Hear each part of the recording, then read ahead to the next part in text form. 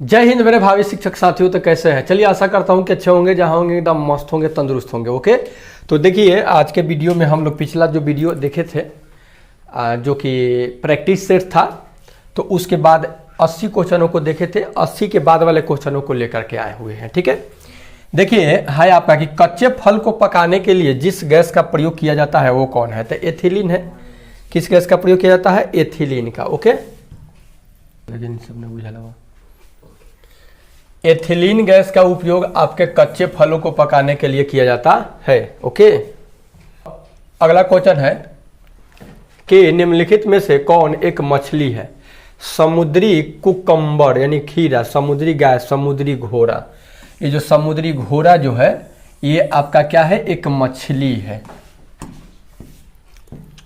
मानव मूत्र का पीला रंग एक वर्णक के कारण होता है जिसे कहते हैं तो यूरोक्रोम कहते हैं। क्या कहते हैं? यूरोक्रोम। ये यूरोक्रोम के कारण क्या होता है कि मूत्र का जो रंग होता है वो क्या होता है? पीला होता है। ओके, पीएच मान 6 होता है, इसको भी ध्यान रखिएगा। वृद्धावस्था एवं काल प्रभाव के विषय में, वृद्धावस्था एवं काल प्रभाव के विषय में ज्ञान प्राप्त करने की विद्या को क्या कहते हैं?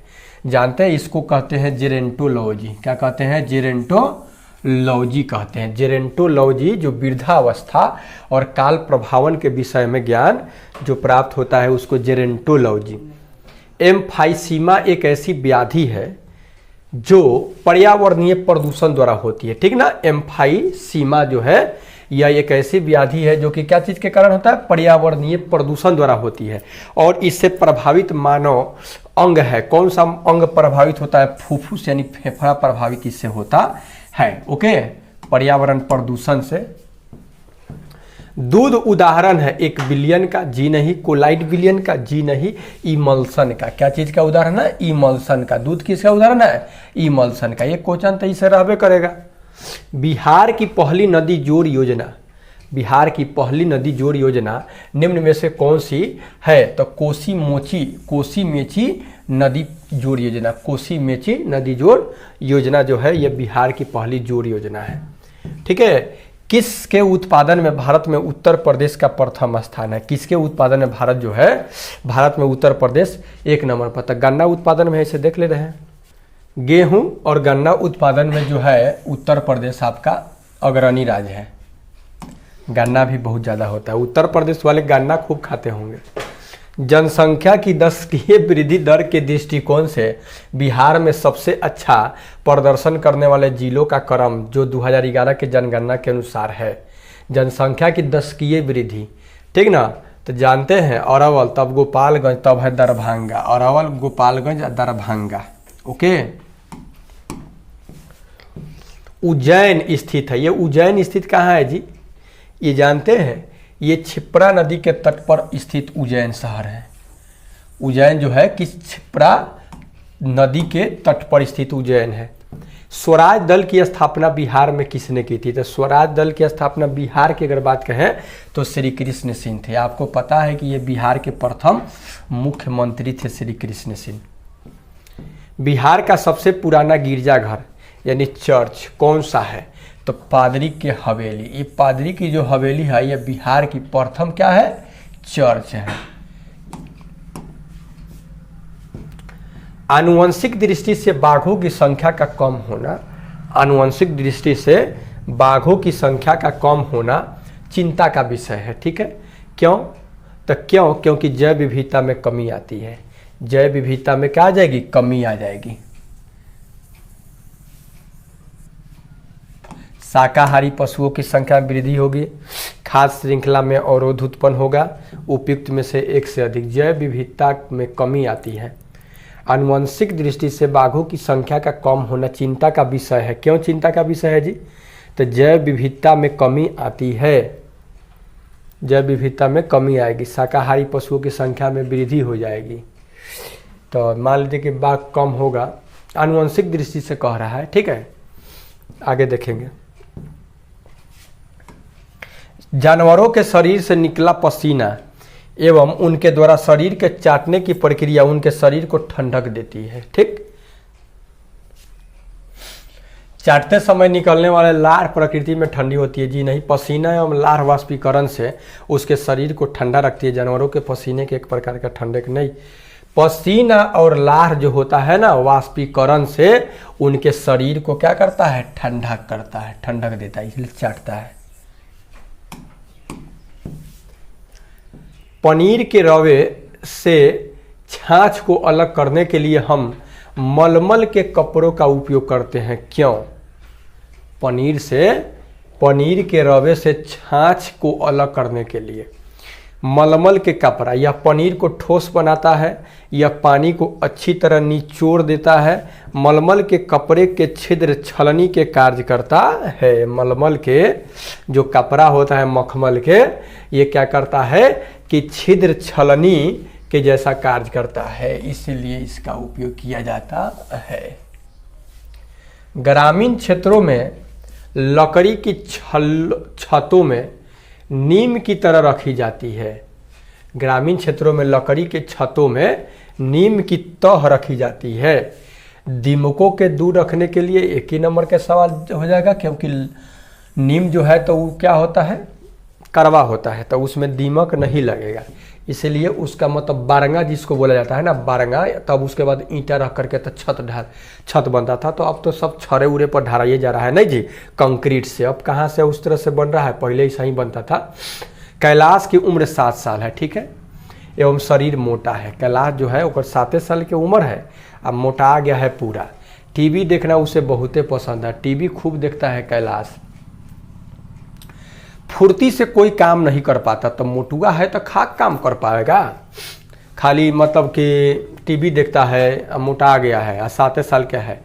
पैरों में दर्द रहता है। जंक फूड उसे बहुत अच्छा लगता है, अच्छा फास्ट फूड खाली खाने के चक्कर में रहता है, इसे तब मोटा आ गया है। वह किस रोग से पीड़ित है, ये मोटापा से पीड़ित है। वो खाली नहीं ले कौन बीमारी, मोटापा। इसलिए ये जो फास्ट फूड होता है ना, इसे देखिए इसको थोड़ा बहुत चटक मटक के लिए कभी कभी खा लेना चाहिए, नित्य दिन उसका उपयोग नहीं करना चाहिए। नहीं तो देखिए हेल्थ इज वेल्थ, स्वास्थ्य ही धन होता है। अगर स्वास्थ्य का ध्यान नहीं रखा जाएगा तो सब बेकार है ना। तो थोड़ा बहुत चटक मटक के लिए कभी हो गया 15-10 दिन पे, ठीक ना। अब ये नहीं कि हम डेली बाय डेली हम उसी को क्या करें, अपने डाइट में शामिल करें, तो समस्या है। डॉक्टर अधिकतर रोगियों को हल्का भोजन जैसे इडली ढोकला लेने की सलाह देते हैं, क्योंकि इसे निगलने में आसानी होती है। इसे खाने से रोगी शीघ्र स्वस्थ हो जाता है, यह सुपाच्य होता है। देखिए खिचड़ी खिलाया जाता है रोगी को, काहे तो इसका मतलब ये पचने वाला होता है, तुरंत क्या होगा, पच जाएगा। इसीलिए क्या होता है कि इस प्रकार के भोजन डॉक्टर सलाह देते हैं करने के लिए, सुपाच्य होता है, ठीक है। आगे देखेंगे। सर्कस में विभिन्न जानवरों के करतब दिखाने पर रोक लगाने का कारण क्या है? पहले सर्कस में अलग अलग प्रकार के सब जानवर सर्कस में अपना खेला दिखाता था, सांप वाला भी आता था। अब देख रहे हैं कि ऐसा सब कुछ भी नहीं। तो ये देखिए, ये जो है ना, पशुओं के प्रति क्रूरता को रोकना है। पशुओं के प्रति क्या करना है, क्रूरता जो है उसको रोकना है, ठीक है, जिसके कारण ये सब पर रोक लगा दिया गया। अब सर्कस वर्कस में ये सब चीज़ नहीं, आर्टिफिशियल रूप से बनाइए। देखते हैं फिल्म उलम में भी सब का प्रयोग नहीं होता है, पहले होता था प्रयोग, अब सब 3D टाइप के बनवले रहता है, सब हाथी घोड़ा जो भी होता है। तो पहले ओरिजिनल ही रखा जाता था। रमा अभी देखे थे ना, क्या नाम था उनका, उत्तर प्रदेश के जो व्यक्ति थे दाढ़ी वाले, जो कि हाँ सारस रखे थे, सारस पक्षी वन विभाग वाला लेके चला गया। फिर एक शायद क्या बोलते हैं, एक बाज रखे हैं, बाज भी एक पाले हैं। रमा ने वर्मी कंपोस्टिंग के लिए खोदे गए गड्ढे में केचुओं के लिए भोजन डाला, ठीक है, परंतु उसने देखा कि कुछ समय बाद इन गड्ढों में रोग कारक जीव उत्पन्न होने लगे। संभवतः उसने गड्ढों में कौन सा पदार्थ डाले होंगे, क्या डाला होगा? चाय छानने के बाद बची पत्तियां, खेत एवं बगीचे के खरपतवार, नमक, अचार, तेल, सिरका। तो देखिए नमक, अचार, तेल और सिरका इसी चीज़ को डाला होगा, जिसके कारण उसमें ये सब फफूदी ये सब जो हानिकारक होगा, ये सब क्या होगा, गड्ढों में आ गया होगा, ठीक है, जो कारक जीव उत्पन्न हो गया था। Okay, option number 3 it is right answer हो जाएगा। खेतों में बीज बोने से पहले पिताजी ने बीजों को पानी में भिगो दिया, ठीक है। ऐसा करके वह क्या करना चाहते थे, हल्के एवं भारी बीजों को अलग करना चाहते थे।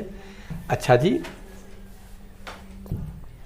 स्वस्थ एवं क्षतिग्रस्त बीजों को पहचान करना चाहते थे, उत्तम बीजों का चयन करना चाहते थे। ठीक है, अर्थात ये भी ऊपर वाला भी देखिए, हल्के एवं भारी बीजों को अलग करना चाहते थे। ठीक है, कोई दिक्कत नहीं, हल्का और भारी से उनको मतलब नहीं था कि कौन हल्का है कौन भारी है। स्वस्थ एवं क्षतिग्रस्त बीजों की पहचान करना चाहते थे, ये भी बात नहीं है। उनको क्या करना था कि उत्तम क्वालिटी के जो बीज था उसको छांटना था। ऑप्शन नंबर 3 जो है सूटेबल लग रहा है। ठीक ना, उस समय थोड़ा बहुत लेकिन परंतु है, लेकिन इसमें कोई लेकिन परंतु उनमें नहीं है। उत्तम बीज जो था उसको पानी में डाल करके जो खराब होगा वो ऊपर दहलाने लगेगा, तैरने लगेगा, बाकी जो अच्छा होगा नीचे बढ़ जाएगा। निम्न में से किसने अपनी राजधानी मुर्शिदाबाद से मुंगेर स्थापित किया था?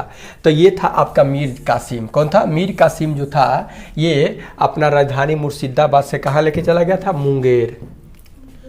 तथाकथित कुशासन के आधार पर किस गवर्नर जनरल ने मैसूर राज्य के प्रशासन को ले लिया था? तथाकथित कुशासन के आधार पर, शासन शाही से नहीं चला था, कुशासन चला था, उसके आधार पर गवर्नर जनरल ने मैसूर राज्य के प्रशासन को ले लिया था। ठीक ना, तो ये था लॉर्ड विलियम बेंटिंग था। कौन था? Lord William Bentinck. आइए देखते हैं आगे। भारत में पुर्तगाली शक्ति का वास्तविक संस्थापक कौन था?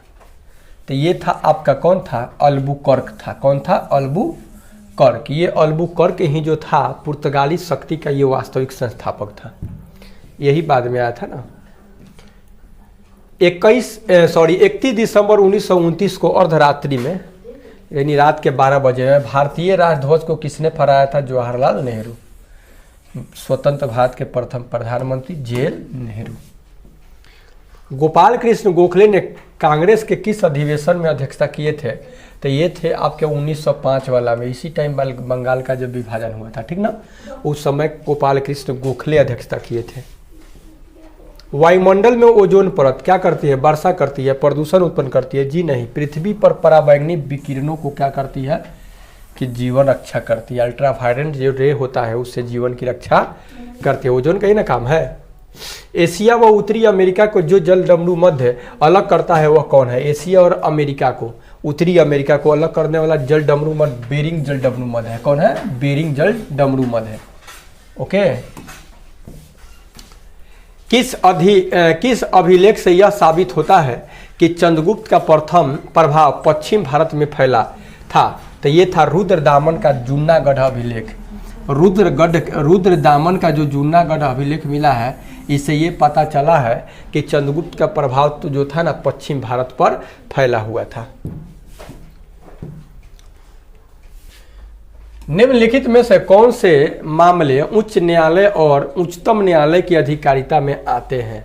हाई कोर्ट और सुप्रीम कोर्ट के अधिकारिता में आने वाला कौन है? केंद्र और राज्यों के बीच विवाद, राज्यों के परस्पर विवाद, मूल अधिकारों का प्रवर्तन। मूल अधिकारों का प्रवर्तन जो है ये सुप्रीम कोर्ट और हाई कोर्ट के बीच में आता है। Option number 3 it is right answer हो जाएगा। ठीक ना, option number 3 it is right answer. मूल अधिकारों का प्रवर्तन।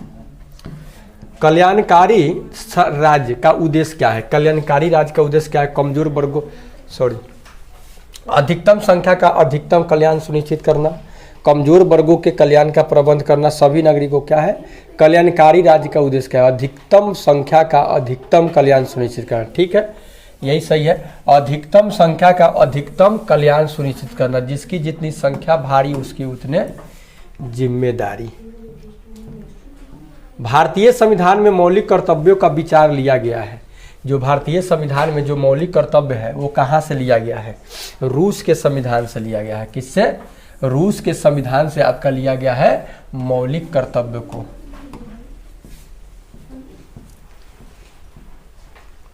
कौन से प्रसिद्ध भारतीय नेता सीमांत गांधी के रूप में जाने जाते हैं? छोटा गांधी, मिनी गांधी, अब क्या नाम था उनका? खान अब्दुल गफ्फार खान है। कौन है? खान अब्दुल गफ्फार खान को सीमांत गांधी कहा जाता है। भारत विस्तृत है। भारत का मतलब कि विस्तृत है। 37 डिग्री 17 मिनट 53 सेकंड 37 डिग्री इतने मिनट, ये में तहिला ही नहीं है, इसमें नहीं है। आप लोग बताइए कितना है विस्तार। गहरे समुद्र के गोताखोर निम्न में से किस एक गैस मिश्रण का उपयोग करता है? कौन सा गैस लेकर के गोताखोरी करता है, मतलब पानी के अंदर जाता है? जानते हैं गोताखोर क्या लेके जाता है? हीलियम के साथ ऑक्सीजन गैस का मिश्रण लेकर के पानी के अंदर जाता है, पिठवा पर लदले रहता है, गोताखोरी करता है। इनमें से कौन क्लोरोफ्लोरोकार्बन यानी CFC के लिए सत्य नहीं है?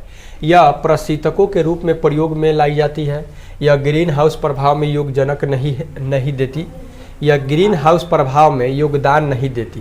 तो देखिए, ग्रीन हाउस प्रभाव में यह प्रशीतकों के रूप में प्रयोग में लाई जाती है, तो लाया जाता है, सत्य नहीं है, खोजा जा रहा है तो सत्य है।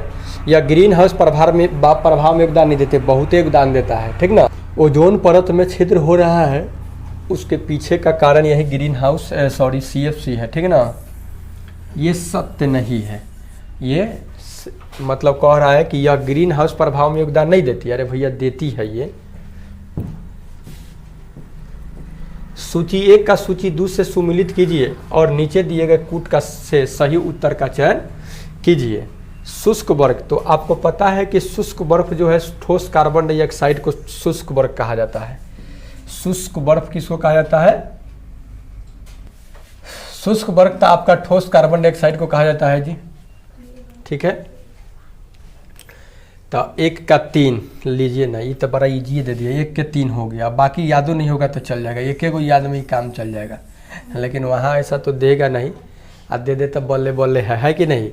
1 का 3 सीधे ये को याद है कि ठोस कार्बन डाइऑक्साइड शुष्क बर्फ होता है। और बाद B के हो गया आपका 4 हो जाएगा, रक्त रोगों के लिए जीन थेरेपी जो है, रक्त रोगों के उपचार में प्रयोग किया जाता है जीन थेरेपी। उसके बाद हो गया क्रायोजेनिक, ये कैंसर के उपचार में, कोबाल्ट 60 का उपयोग पुनर्जीवित करने हेतु पिंडों को जमना में। ओके, आइए देखते हैं आगे। छोटी चुकुन बच्चा के यानी नवजात शिशु को ट्रिपल एंटीजन वैक्सीन निम्नलिखित में से किन रोगों से रक्षित करने के लिए दिया जाता है? ये जो वैक्सीन है ट्रिपल एंटीजन, ये किस रोग से? तो कुकुर खांसी, टिटेनस और डिप्थीरिया के लिए। कुकुर खांसी, टिटेनस और डिप्थीरिया रोग से बचाव के लिए दिया जाता है ट्रिपल एंटीजन, ठीक ना। ट्रिपल एंटीजन वैक्सीन का प्रयोग किया जाता है छोटी चुकुन बचवा सब में, नन्ही नन्ही में। कमरे में रखे रेफ्रिजरेटर का दरवाज़ा खोलकर आप कमरे को कुछ डिग्री ठंडा कर सकते हैं। बे ऐसी थोड़ी है, आप इसको रेफ्रिजरेटर के तापमान तक ठंडा कर सकते हैं, आप अंततः कमरे को थोड़ा गर्म कर सकते हैं, उपयुक्त में से एक से। आप इसको रेफ्रिजरेटर के तापमान तक ठंडा कर सकते हैं, जानते हैं। आपके माई क्वेश्चन को देगा ही देगा, अगर नहीं जानिएगा तो। अब सोचिएगा कि रेफ्रिजरेटर का हम दरवाज़ा खोल देंगे तो उसमें सर गर्मी ठंडा निकल के पूरा रूम को ठंडा कर देगा, ऐसी बात नहीं है। वो में CFC ये सब का प्रयोग किया जाता है, वो जो निकलेगा तक गर्म तापमान को बढ़ा देता है। क्या करता है? तापमान को बढ़ाइए देगा, समझे। आप अंततः कमरे का थोड़ा गर्म कर सकते हैं, थोड़ा गर्म हो जाएगा, रेफ्रिजरेटर का दरवाज़ा खोल दीजिएगा तो। बिहार में सबसे न्यूनतम जनसंख्या वाला जिला कौन है? तो सबसे न्यूनतम जनसंख्या वाला जिला आपका काथी में है? शेखपुरा में है। ओके, तो ये था आपका 120 क्वेश्चन, मतलब कि 80 तक पिछले वीडियो में था, 80 के बाद ये था, ठीक है। तो मिलते हैं नेक्स्ट वीडियो में, तब तक इजाजत, take care and goodbye. जब तक तबियत ठीक नहीं हो रहा है तब तक छोटे छोटे ही वीडियो आप लोग को मिलेगा। ओके।